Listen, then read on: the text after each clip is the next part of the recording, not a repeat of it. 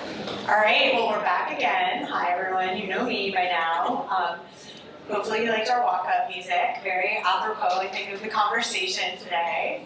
I am so thrilled to be up here with these two amazing women that are so inspiring, their careers, their work, the community impact. I would just love to start, ladies. I'm going to flip it to you to both introduce yourselves and tell us just a little bit about your role. There we go. Hi everyone, I'm Jazmyn Williams. I'm the Director of Brand Marketing at The Honey Pot. I lead full funnel marketing efforts for the brand. We are a plant-derived vaginal wellness and feminine hygiene brand, Black founded in Atlanta, Georgia, and we are sold anywhere that you can purchase feminine care products in about 38,000 retail doors. And we're a disruptor in the industry, and I'm super excited to talk about our work and our partnership with the Atlanta Dream. Thank you. Good morning. Is it still morning? Yeah. Good morning. My name is Laila. I'm the Senior Vice President for Strategic Partnerships and Community Impact. And so what that means is that I oversee all of our partnerships, and whether it's a sponsorship or a community partnership. My position is positioned a little bit differently than most in professional sports because you don't often see community and sponsorships under the same umbrella. But we did that on purpose because of the way that the Dream wanted to show up, not just in Atlanta, but online in our games around the world. Because what we're trying to do is make this newfound fame for the WNBA more than just a moment. We wanted to make it a movement. And so we wanted to make sure that our players, our fans, and the brands that we partner with are serving our community, serving the world with us, and we're using that platform in order to be able to drive that forward. And boy, is it a movement. Okay, so before I ask these ladies any other questions, they are very open to live Q&A from the audience. So just throwing that out there, we're happy to raise your hand and we're happy to jump to you and what's top of mind for you. Please feel free to do that and ask us questions. I just want to take one step back, right? You're both in these amazing roles now. Can you just tell a little bit about your journey to get there and kind of how you aligned your career with your passions? Sure. So I was a student athlete in college. I ran track at Penn State and thought that I was going to go on to great things, be an Olympian and all those amazing things that every athlete thinks they're going to do. But then I quickly realized that I was not that person. I thought I was fast. I wasn't fast enough. And so I realized, though, that I could still work in sports and I could still get that thing that I got out of being an athlete, and that's to win. Jazmyn knows me very well. I'm an extremely competitive person, so if somebody asked me today if I wanted to go out and run a race, I would do it. I wore my sneakers on purpose. So I'm a little bit kidding, just kind of. But so I stayed at Penn State and did a little bit of soul searching, got my master's degree, and just kind of bounced around in the athletic department to kind of figure out what I wanted to do. I worked in the sports media department, media relations now. I worked in the academic sports center. And so once I figured out that I knew that there were a lot of different ways that I could work in sports, I felt like I was good to go out to the world. I worked at the Institute for Sport and Social Justice for a little while, worked at Florida Atlantic University for a little while, and then ended up going to the Orange Bowl, completely took a different turn, went to the Orange Bowl, worked in operations, and then got a call in 2012 to be one of the first employees for the College Football Playoff. And so it was really interesting for me is that I had been a part of some really great brands and being able to build them, and so I've been able to take those experiences and apply them to where I am now. When I was at the College Football Playoff, I was really just overseeing operations and sponsorship activations and not really on the sales side, and kind of had topped out at what I was going to be doing. So I realized that I needed to go over to the revenue side, and so that's when I went to JMI Sports and oversaw the Pitt property. We were multi-media rights holder there, and then got the call to come to the Dream. And I had always just worked in college sports, most specifically with football. And I was really, really hesitant to work in women's sports. I actually told them no first. I said, no, I'm good. I've worked in football. I love football. From Pittsburgh, when you're from Pittsburgh, you have to love football. I mean, it's kind of a requirement for graduating kindergarten, I think. But the point was that when I got to the interview and I met the people and I saw the vision that the W had and that the Dream had, there was no way that I could say no, and I'm so glad that I did. I'm very fortunate to be able to be a part of it now, and just wish that I got into it a little bit earlier. And you've had a pretty big week of winning and major news for your team and your ticket sales. You want to just share that for a second with your group? Yes, we will brag a little bit. So we have sold out of all of our season tickets, and we are just about to sell out every single game. So thank you for that. We're really proud of that, and a lot of that has to do with the work of our team, and that we've signed on a few free agents. I don't know if you've heard of Brittany Griner, but she's coming to Atlanta. So everybody would love to come down to Atlanta. You're more than welcome. Or when we play the Valkyries, you can come out and see her there. But She's amazing. So I guess I will start from the beginning. I played soccer, so I love sports, and never thought I would work in them, but I'm so grateful that my work brings me back to sports. But my first career, I was a teacher, and so I taught 6th and 7th grade language arts for 2 years, and then I worked with high school students for another 4 years after college. And so I was in education, nonprofit, really didn't know anything about business, and decided to do a pivot, went to Atlanta to go to business school. And kind of a requirement, I guess, when you're in Atlanta, you try to work for Coke, and I was successful. So I spent about 6 years at Coca-Cola in brand management and multicultural marketing. Phenomenal experience, just learning how to build brands, how to sell a product that has existed for many, many years and keep reinventing it, making it relevant in culture. And after that, I took a quick little detour into tech and was at Meta at the same time that Stephanie was. We didn't know each other, but I did diversity recruitment marketing there. And then got the call from someone who I worked with at Coke to come to the Honey Pot as they were looking to build out their brand function and brand marketing. And so I've been there for about 2 years. I'd always been a consumer of feminine care products and vaginal wellness products, but never a brand builder. And so it's been a really fun space to bring a lot of my passions together and help grow a challenger brand that is truly disrupting a very, very stagnant category and industry. I think disruption, again, is going to be a theme in this conversation. But before we get fully there, I think one of the things I love so much about the work you're both doing is the true focus on community impact and how that focus has actually allowed both of you to drive real business results. Can you share a little bit about that and how that's a core value in everything you're doing? Yeah, I mean, when you're in a city like Atlanta and you work for a team in the WNBA, it's kind of expected of you that you're going to use your voice for advocacy, and so we've really leaned into it. A lot of the teams have, but we have really leaned into it because of how we were named as well. We're named after the Martin Luther King I Have a Dream speech, and so we take that very seriously. But on the other side of that, it's just that we know that we have the power and a voice and a microphone that a lot of people don't, and so we're really, really adamant about using it and doing it with the right partners at the same time. And so I'm really proud of the fact that now every single one of our partners has some sort of community impact initiative in their partnership. And so when we're looking at how we're driving revenue,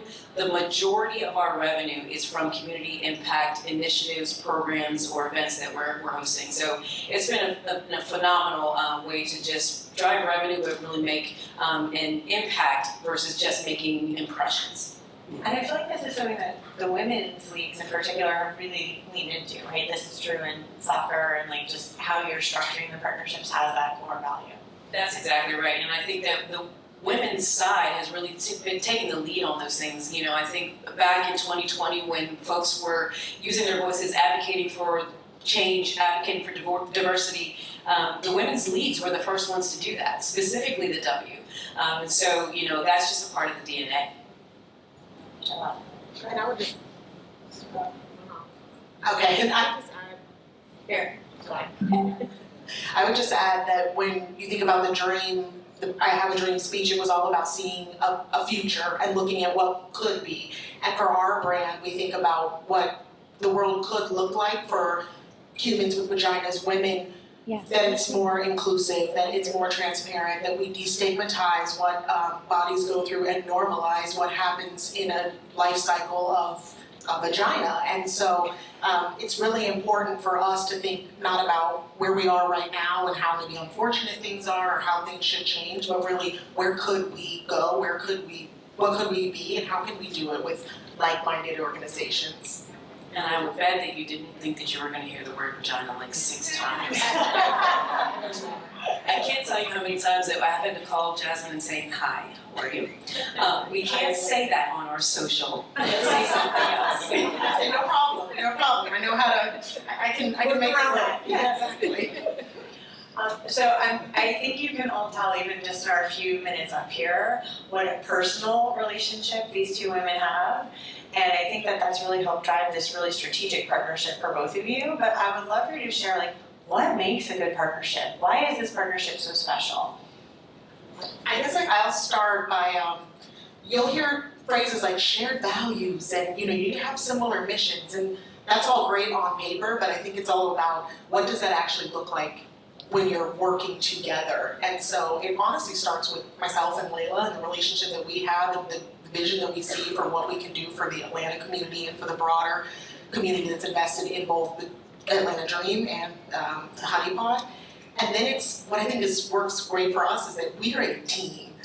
We are two organizations and two entities that have come together to be a team. And as someone who played team sports my whole life, there's something really magical and special about that. And so it's not about what the Dream needs to do and what we need to do, but it's about how together we're gonna get where we wanna go. And Laila knows this, but I have been to many Dream games because we did a lot of activation there. And the stadium, the arena staff think I work for the Dream, and I hope that they continue that because I'm there and I'm just as invested in the Dream's success as I believe that Laila is invested in Honey Pot's success. And so it's really special, and you can see it and you can feel it in the way that we show up in all of our touch points.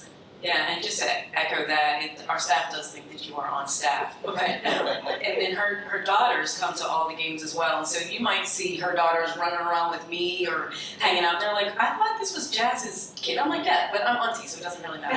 So that's just the way that it works with us, is that one of the things that's extremely important to me and my team is that we're only going to work with brands that want to operate like this. It's not corporate, it's not a transaction, it's a relationship. And so we, Jazmyn and I and somebody on my team, we have a text thread that you would think that we were three best girlfriends for the last 10, 15 years or something like that. We're like, oh, hey girl, I saw that you did this on social media, you're amazing, this and that and everything else. And it's like, that's what makes it easier for us to be able to have sometimes hard conversations, to be able to get to the result that we both want really quickly, and to be able to just make sure that the partnership is successful.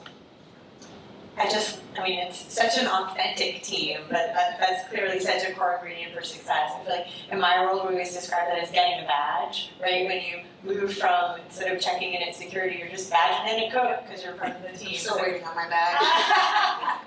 Okay, well, we'll follow back up on that. Okay, we're here. It's All-Star Weekend. Huge topic of a lot of the conversations today, but really all weekend is women's sports, about women's sports. You're living it. You're leading it. Talk to us a little bit about why you think the WNBA is having such an incredible moment. Why we've had such a shift? What took so long, and why should all the marketers and the audience pay attention? I think, obviously last year's draft class was amazing. I think we owe a lot to Caitlin, to Angel, to everybody that was in the league. And I think that what that was able to do was show the amazing talent that was already in the league. And so I think people finally realized this is not just pickup basketball. This is really, really good basketball. And I will say I was guilty of that. I was always the person, I was like, I'm not watching women's basketball. I'm not going to do that. And my first game was when I started with the Dream. And I came in there and I was like, oh my God, this is spectacular. As I mentioned, I'm pretty competitive. I was like, oh shit, we're about to win. It's usually me. I'm usually the one that does that. We're getting bleeped left and right. Exactly. But I think that the reason why people are starting to latch onto it is because they're seeing the personalities as well. They're seeing the brands that these women are building for themselves. And I think that they're showing now that it's not just the product on the court. They are a whole person. I think somebody from Chime said it, is that they are multifaceted, multi-hyphenated people who can really drive culture, and then for brands drive exposure and therefore drive revenue. So I think that it's just going to be an amazing thing. Like I keep saying, it's not a moment. It is absolutely a movement. It is something that is here to stay. A lot of folks have asked, do you think you all could build on what happened last year? I don't know if you've seen, but the draft class that's coming up is going to be phenomenal. So I think that we're only going to keep elevating. Love it. All right, let's go back to partnerships a little bit. So you have this Dream partnership, pun intended. Where are some other places that you've seen awesome partnerships that are really inspiring you, or things you're keeping an eye on? So I'm gonna take it all the way back and age myself a little bit and dip into some nostalgia. This might not be what you would consider a traditional partnership, but I have always loved the Pizza Hut Book It partnership, or you could call it a campaign, but it truly is a partnership, because in order for it to be as successful as it has been, and it's still in the run, is that it was a strong partnership between that corporate entity and schools and teachers. So are people familiar with the Book It program? Okay, I'm seeing some nods. Why don't you give it two seconds? Yes, of course. So basically, Pizza Hut came up with a program where they would incentivize students to read, and once you hit certain benchmarks, you got to go into Pizza Hut and get a personal pan pizza. Yeah. And like a sticker on this little card, and then you keep going, and it was super simple, but like very powerful. And I think the reason I want to bring that up is because, first of all, I participated in it as a child, and it was a really great way for my mother, who was a single mom, to provide something really special to me, because obviously I couldn't drive myself to Pizza Hut, but as long as I read, got my little sticker, she would take me there, and it built this like presence in our family, in our community. And then when I became a teacher, I used that same program with my students. And I was a teacher in a very underserved community. I was already using my own personal money for incentives, and so it was great to have another program that I could use. And so for it to be so successful, Pizza Hut needed to understand that it wasn't just about them. When we went, my mom never bought anything else. I just got my free pizza. But it wasn't about them selling, it was about really placing just a permanent spot in my life, in communities, in schools. Yeah. Exactly. And so I use that because when I think about our partnership, it's really about what are you trying to achieve? You're trying to make sure that people think reading is, that students are invested in reading, that teachers are supported, that your brand stands for something really special when there's other fast, casual pizza places. And so that's just one that I think is amazing. The fact that it's still in existence today is quite impressive. Well, I'm excited about some of the programs that I've heard about today, really. I think the partnerships that include anything that takes something that is, it feels like it's unattainable and puts it in real life for somebody and it's tangible, is just so powerful. Like the Baller on the Budget program. Yes. I mean, I was blown away by that, because it makes it feel like you are not of these celebrities are not of this other world, that you can be just like them if you want to, but in a responsible way. So I think it's amazing. So kudos to Chime for doing that. And if you'd like to do that in Atlanta, I'm available. So, but We can make that happen. Exactly.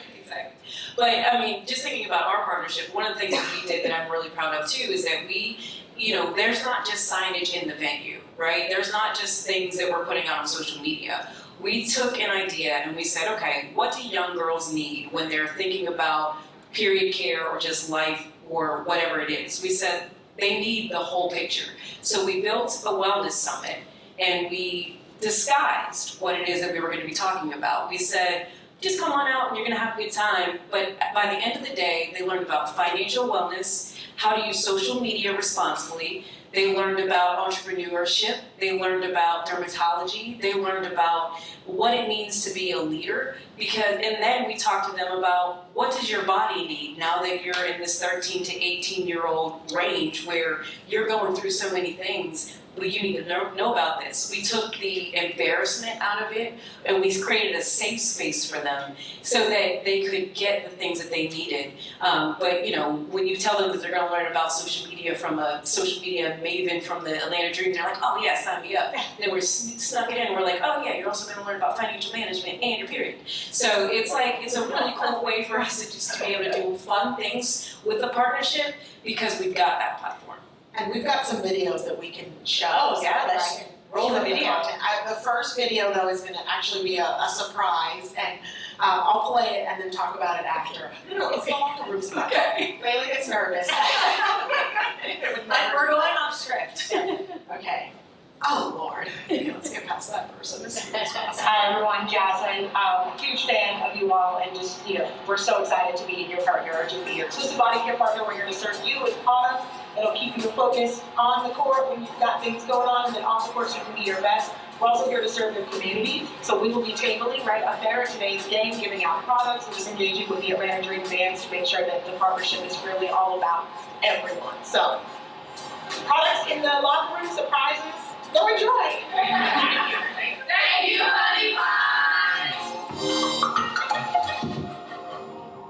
So what you're seeing there is that we took one of our retail displays and we reskinned it and made it customized for the Atlanta Dream, and we put it in the Atlanta Dream locker room so that they had access at any given time to body cleanser, feminine wash, feminine wipes, pads, and tampons. And so all of this, we wanted the players to understand that we're not just here to put a logo in the arena and show up that way. We're here for you, and then we're also here for your community. So that same day, we had our activation set up, and we were handing out full-size products to the community and telling them, we've got products for the players and for you. And so it was this the partnership is really focused on the whole community and how everyone who's connected to the Atlanta Dream can benefit. All right, we ready for the Wellness Summit video? Yes, play This one has no audio, so I can narrate. Oh, am I going the right? Okay, there we go.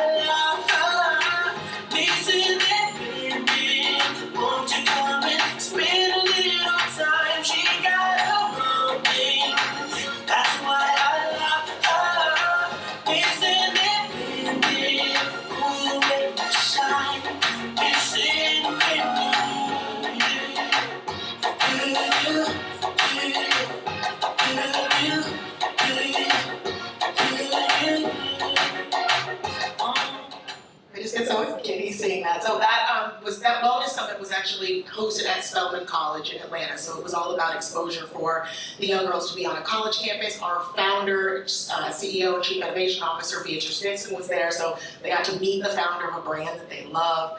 And it was just such a special moment for these young girls. A lot of parents brought their girls and stayed, and so they got to just experience that. We got a great feedback from a parent that said, these topics can be a little weird. They don't want to hear, a 13-year-old doesn't necessarily want to hear this from their mom, and so to be able to bring them to this, amazing forum where they can get access to this information, be empowered, so that they can continue on with sports, feel good about themselves, and that's why girls and women in sports are so important, from a confidence and just a full experience. All right, I have a few last questions, but just throwing it back to the audience again. Yes, Joe! I love when the man is the first question. Yes, Joe. I don't have the courage to ask Jazmyn a question yet, so I'm going to ask Laila. I'm going to find you. I love the do well, do good pitch, right? I think it's so smart. My question is a little technical. So when you're pitching a brand, right? Let's say Jazmyn side, because you guys are, you're like one person. Where do you think you're getting the money from? Are you getting the money from something that you have to show return, or are you getting the money from something that feels good? Yeah. And it sounds like you're more on the feel good part, and I'm just curious, sort of, how do you reconcile that when you want to grow and get into bigger and bigger brands? Yeah, so, for us, and Jazmyn, correct me if I'm wrong, it's really coming from that marketing budget. It's not necessarily coming from a community budget. It's not coming from the diversity, equity, and inclusion budget. It's coming straight from the marketers, because they understand that when you're doing good, that people are going to want to buy your product or use your product. We use products like YouGov that we can study those things. And for us, we know that the more our fans are more likely, and most people are more likely to buy a product if they're sponsoring our team. So, it's really up to the marketers to understand that when you're doing good, you're going to drive revenue as well. And I'll add, because you're seeing a lot of feel good, but this was very strategic from a marketing standpoint. We, as a brand, though we operate in, like I said, 38,000 retail doors, when I joined the brand, we had about a 3.5% household penetration.